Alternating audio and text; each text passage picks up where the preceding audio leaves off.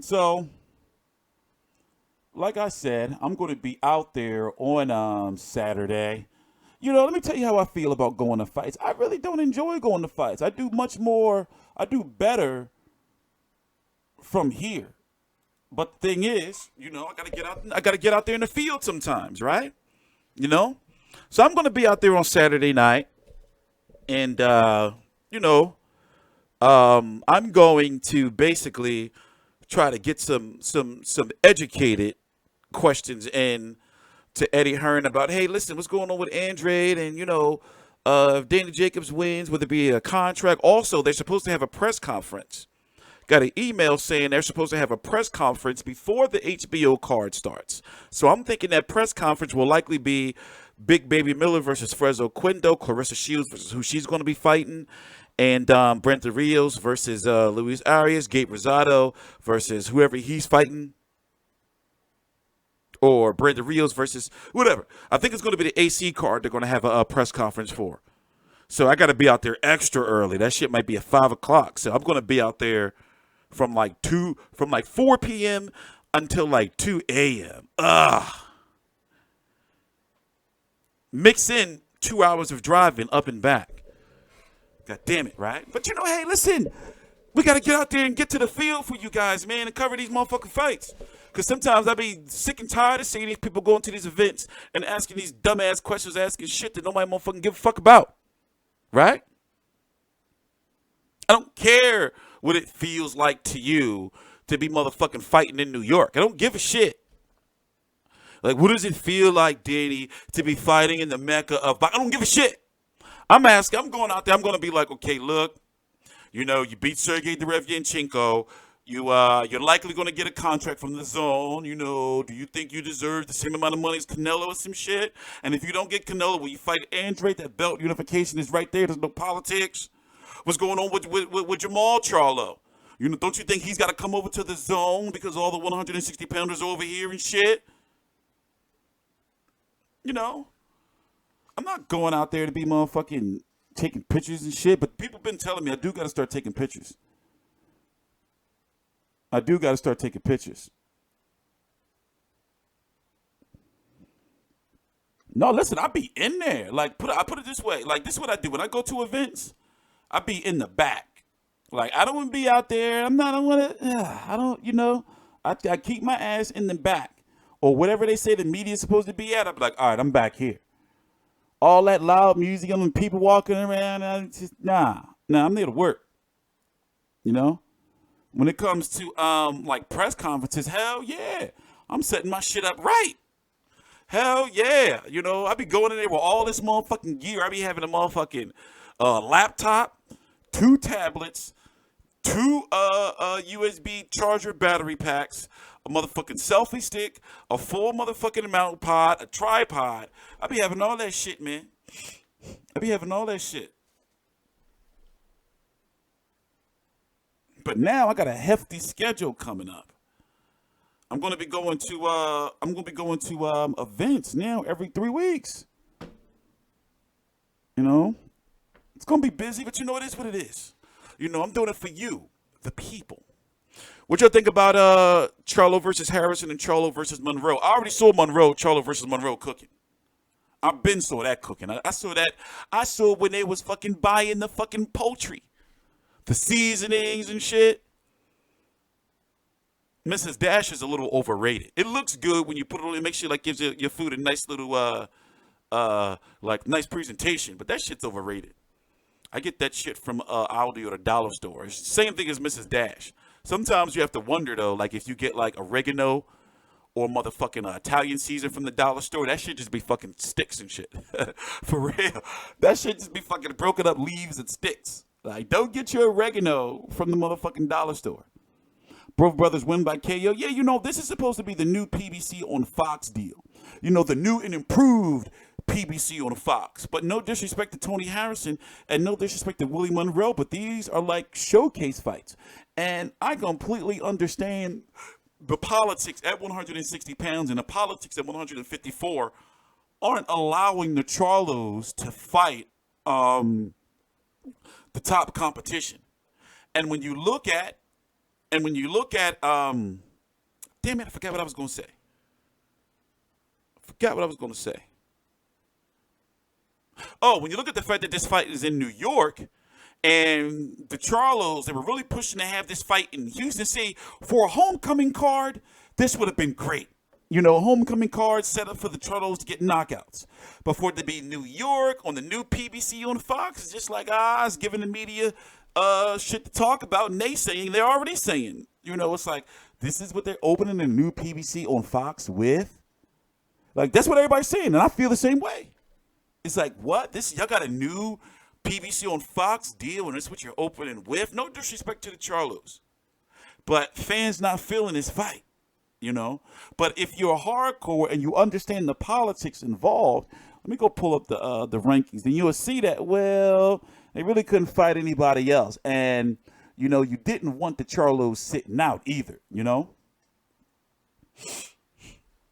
Yeah, well, there's got to be a point. Like I was saying that, for example, when it comes to Terrence Crawford, we're not talking about money. We're talking about when it comes to the stable of fighters. He is on the wrong side of the street. I'm not saying he should have or should sign with Al Heyman. I'm not saying that. It's just that with the politics, he's on the wrong side of the street. With Jamal Charlo, with the politics, he's on the wrong side of the street because the top 160 pounders are on the zone or going to the zone or going to other platforms. For example, Billy Joe Saunders, as it stands right now, he's still Frank Warren. Frank Warren signed an exclusive deal with ESPN. Top Rank on ESPN for their fights to be broadcast over here. What does that mean? Unless it's a purse bid or a special exemption situation, Billy Joe Saunders is going to be fighting on ESPN Plus. ESPN. Very, very likely his next fight. So when it comes to, when it comes to 160, I'll show you what I mean. How long have we been live? I got shit to do. I just got all this shit that came in the mail. I got paperwork I got to catch up on. Motherfucking emails. Then we got somebody at the press conference. I'm going out there on Saturday night. The Charlo brothers press conference is tomorrow at the Barclays Center. It's open to the public if anybody want to go. So they're going to be doing a fucking coin flip to see who's going to be the main event. In my opinion, I feel that Jamal Charlo is more main event worthy than Jamal Charlo, in my opinion. 160. So look. Canelo, obviously the zone. Rob Brandt, we don't know what he's going to do, but it's heavy talks already that he'll be fighting Murad in a rematch, likely in Japan, getting a big payday. But you got to think that the zone is after him. Rob Brandt's belt is equivalent or lower than Jamal Charlo's WBC interim. You got, obviously, Derevyanchenko and Danny Jacobs fighting for the vacant IBF. You got Demetrius Andrade. It's unknown when he's going to return because he has an injury. Eddie Hearn wants him back in January or February. So, we're still seeing what's going on with that. Depending on what the WBO is going to do with Billy Joe Saunders, he will still likely be the number one contender or could be. So you see what I'm saying? And then look at the fact that the 160-pound division is top heavy. So if you're not fighting any of the guys we just mentioned, then you got guys like Martin Murray, Willie Monroe, Jason Quigley, motherfucking Scary Spike O'Sullivan, who got beat the fuck up. Well, not just knocked the fuck out. By David Lemieux. David Lemieux, of course, he's over on the zone now, but he's Canelo's mandatory, so he's going to try to, milk that. It's not really much there. To where Jamal Charlo, after this fight, if he wins against Tony Harrison, then he's going to fight, or he definitely has to fight the winner of Jarrett Hurd, and who he's going to fight in December on the undercard of Wilder versus Fury. Jaime Munguia, we don't really know what's going on with him, but he's Golden Boy and he's the zone. And I say we don't know what's going on as if he may be jumping to 160.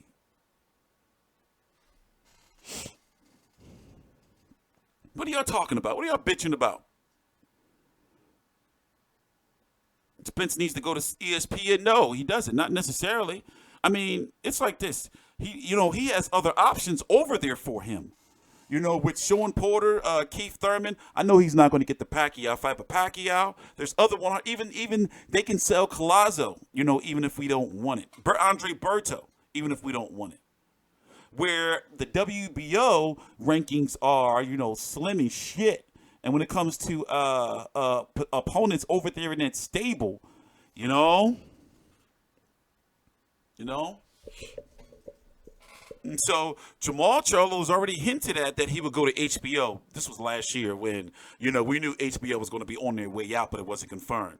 So right now, I'm sure he's got to be talking to Al Heyman and saying, listen, Al, I may have to go talk to Eddie. Remember, Eddie Hearn is the promoter of Danny Jacobs. They just said it clear as day at the press conference that Danny Jacobs is still advised by Al Heyman. He's still the one that pulls the strings. They gotta know that. Listen, Jamal, let's we can get you over here in Showtime, but when it's time, you gotta go over there. Unless they hold out and see how the purse bid situation is gonna go when the WBC decides to order Canelo to fight Jamal Charlo. Then things would get interesting right there. But I'm pretty sure the Zone would still put up the money. So Jamal Charlo's got a little bit of time. He's got some time. And also if he's patient, he's going to make some major money or get that payday, or can legitimately say that Canelo ducked him and dropped the belt, just like Canelo did with Golovkin and dropped the belt to not fight him until he felt like it. At that point in time, it was considered a duck, and people were calling Canelo a Mexican disgrace, since obviously Canelo has fought him twice. I think ESPN is the best overall platform right now. However, Showtime is number one in boxing content. The Zone is obviously brand new. It hasn't even been 2 months. We can't count them yet, but that shit is amazing to me. Who's the best at 160 pounds? Since I feel that Canelo won, and it was a very close fight against Golovkin, I'm going to say Canelo, Golovkin. I'm giving them the tie. Jamal Charlo, it's hard to say because the skills are there, yes, but looking at the lack of competition, it's really hard to say. I want him to be up there. Billy Joe Saunders also with his movement. I've been covering Billy Joe Saunders for years, way before it became fashionable on YouTube to cover him. I'm talking about motherfucking Gerald Fletcher fights and shit. Tommy Langford. Shit like that. And so I've always considered him to be a good when he's on his A game and he doesn't, blow up in between camp. But now that he's got that Osaxo freeing up in him, he don't be having those issues. It's legal over there. It's just that over here he's a drug cheat. But he's not a drug cheat over there. And he's not a drug cheat in the world. He's just a drug cheat to Vada. It's weird. I don't consider him a drug cheat. I just think they tried to exploit that loophole. Boo Boo and Billy Joe Saunders would beat Danny. See, Danny's got a lot of shit to prove this weekend, yo. Danny's opponents haven't been bad when you look at Luis Arias was undefeated. Many were saying going into that fight that Arias was too green for it. Salusky, a very good overall amateur background and coming up. A lot of people was like, yo, dude is really good. Also undefeated. Now going on to Sergey Derevyanchenko, even though he only has 12 pro fights, he's got nearly, or if not, just a little over 200 fights in the amateur background. So these are not bad opponents. These are just opponents that haven't reached their promotional stride in regards to mainstream appeal. You see what I'm saying?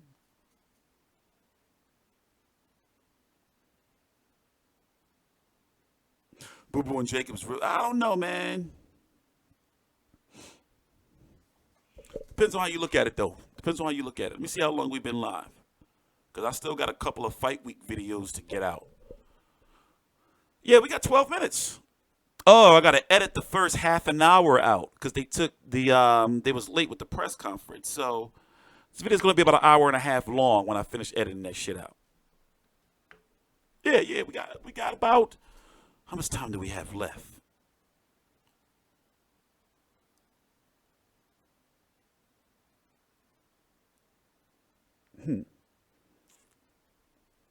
Fuck it, we'll see.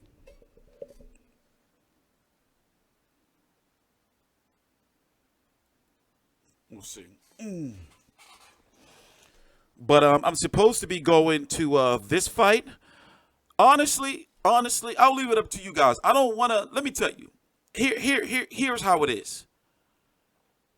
things are completely different around here now, where we don't have any issues getting into fights. Like, shit has just been, like, especially since I've been back on my game and I finally got my website sorted out, after nearly 2 years, we don't have no issues getting into no fights, big or small. So I'm confident that we're going to get into Wilder Fury. I'm not going myself. We're also going to be going to covering Ortiz versus Liddell 3, Loma versus Pedraza. And, we're getting to these fights, and rightfully so. We deserve to be at these fights with the amount of work that we're doing. I mean, I realized a few weeks ago that I'm literally working like 12 to 14 hours a day. You know how it is to have to type up all this, like stuff and, promote these fights on social media, get the videos out, watch past fight highlights and, So what I'm thinking is the Canelo fight. I gotta finalize it this week. If I don't go to the fight, I'm gonna go to the final press conference. But we will be sending somebody to the fight. You see what I'm saying? So that's what I think is going to end up happening. But Loma versus Pedraza, I think I'm going to go to that. But anyway, if anybody's interested in helping us out cover fights, anywhere, email us at info@FightView360, or you can just, go right down below to the description box. And the email address is right there. But I'm not going to lie. I know you'll probably notice I've been getting antsy. It's because I got to take a piss. Excuse my language. But it's like, what the fuck? Drinking all this tea. I've been drinking motherfucking turmeric tea. It's supposed to be like, like cleaning my system and shit. Oh no, 2019 is going to be the biggest year of boxing we've probably ever seen in regards to activity. And look at the competitiveness. You're going to have the Zone, right? They're brand new, and they're going to be hitting their stride in 2019. You got ESPN Plus. You got the Showtime new deal. You got the PBC on Fox new deal. It's going to be crazy. But yeah, I'll be back.